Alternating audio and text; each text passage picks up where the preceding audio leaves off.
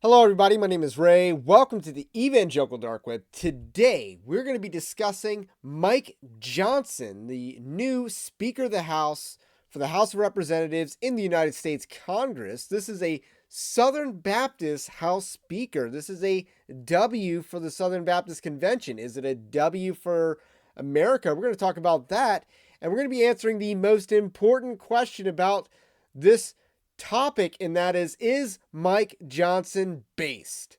We're going to be answering that question in this episode. But first, I will let you know Evangelical Dark Web is a Christian news gathering and commentary ministry. You can support us over at evangelicaldarkweb.org/join. That's our Patreon-like system that helps support this ministry and keep the lights on.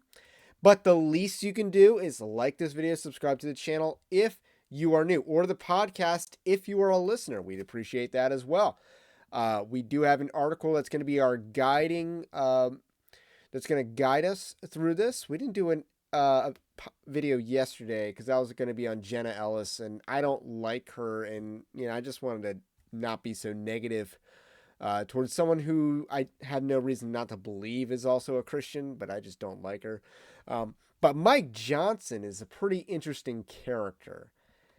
Mike Johnson is a Southern Baptist and now is elected House Speaker. So I begin the article by saying when we last left off in reference to an article that was published on the 25th, we reported how Mike Johnson out of Louisiana was poised to be the consensus candidate in the Republican Party because I had written an article about Tom Emmer, the pro-homosexuality Republican, failing and being defeated in his bid for House Speaker. And now it is official. Mike Johnson is the Speaker of the House of Representatives. The Congressman represents a substantial upgrade from Kevin McCarthy or Steve Scalise, which would actually make the Matt Gaetz gambit successful, at least so far. An interesting fact is that he's a Southern Baptist. Moreover, he even once served as a trustee on the Ethics and Religious Liberty Commission of the Southern Baptist Convention. Now, the ERLC sucks, and I would argue they've always sucked. But does that mean Mike Johnson sucks? And the answer is not necessarily, because that's a stretch. So, how based is he? The question of how based Mike Johnson is, and the answer is a bit of a mixed bag. Johnson has served in Congress since 2017. His Liberty score is a C. It is a 74%. He has a pretty decent, well above average record for Republicans in the House. So that's pretty good. He's not a member of the House Freedom Caucus, it's worth mentioning, but he does have an otherwise pretty decent Liberty score, especially given how not right-wing the Congress is.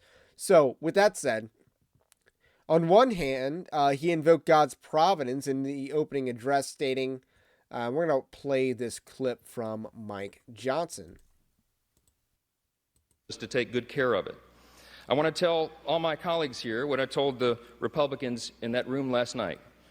I don't believe there are any coincidences in a matter like this. I believe that Scripture, the Bible, is very clear that God is the one that raises up those in authority. He raised up each of you, all of us.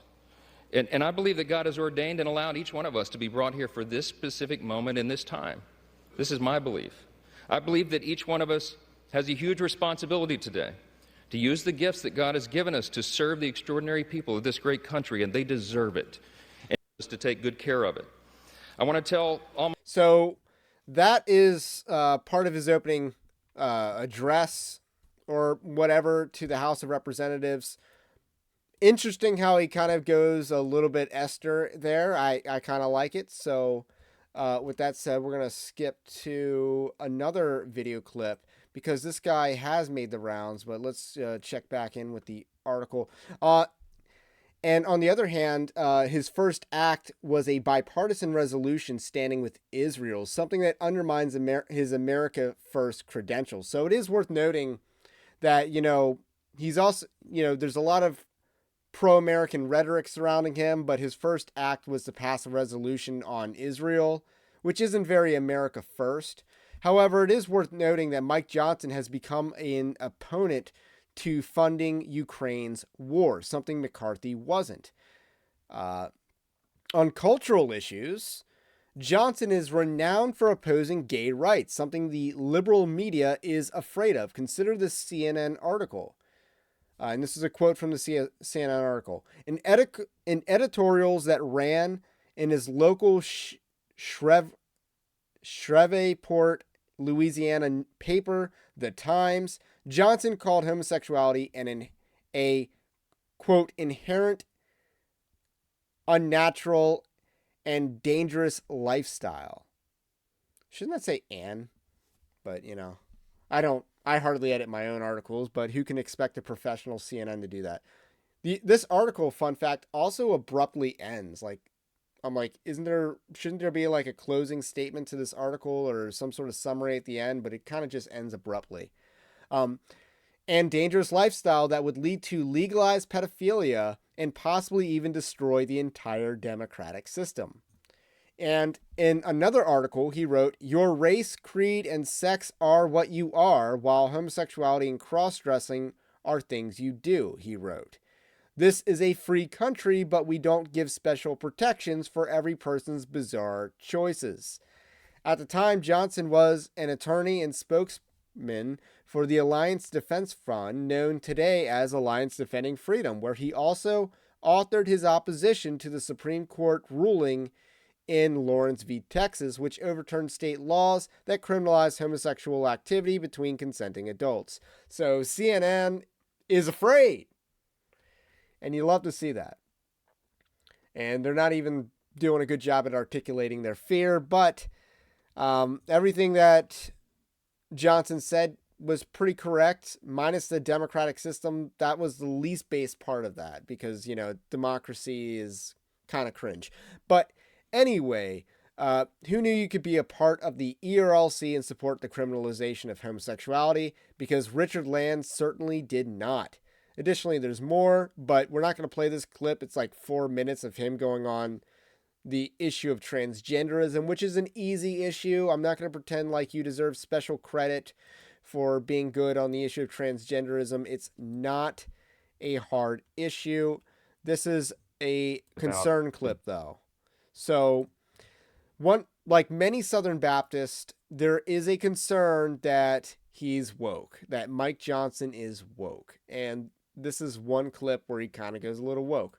And I've thought often through all these ordeals over the last couple of weeks about the difference in the experiences between my two 14-year-old sons, Michael being a Black American and Jack being white, Caucasian. They have different challenges. My son Jack has an easier path. He just does. The interesting thing about both of these kids, Michael and Jack, is they're both handsome, articulate, really talented kids, gifted by God to do lots of things. But the reality is, and no one can tell me otherwise, my son Michael had a harder time than my son Jack is going to have simply because of the color of his skin. And that's a reality. It's an uncomfortable, painful one to acknowledge, but people have to recognize that's a fact. What should we do about that? I think that we really do need systematic change. I think we need transformative solutions. I think we're at a moment where we can begin to do more to form that more perfect union, as it says in the first line of the Constitution. And I've thought often through all. So that was pretty cringe. And that's, again, Mike Johnson. He does have a Black adopted son. That's what that was in reference to. And I just don't buy like anything that he said. Because first of all, I think this country's set up to actually be anti-white. So there's that. There's fewer, there's all these people and programs that are giving opportunities to non-white people. If you're starting a business or anything, but there's more opportunities for affirmative action, which does not help white men. Like he references his white son having an easier time than his Black son because he's white, even though there's fewer opportunities that exist for being white. So I don't really buy that at all. And then he's talking about systemic change. Well, what systems need to be changed? And he doesn't really mention any. So Again, that was a little bit cringe out of Mike Johnson. That seems to be one of the biggest concerns. So, but overall, Mike Johnson is a substantial upgrade from Kevin McCarthy, and we can't underplay that.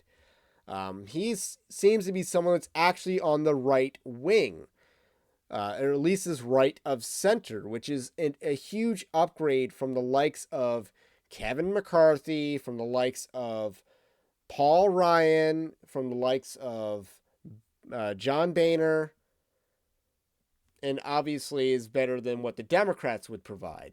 So this is a good day for America, hopefully, that we can look back on saying that. You know, he went from being an unknown congressman to now being the third in line to the president. So it's a good day. And that's our Southern Baptist House Speaker. That's all I got to say about that for now. We'll see how he does on the upcoming budget fight. But until then, like and subscribe on your way out, and we'll catch you on the next one.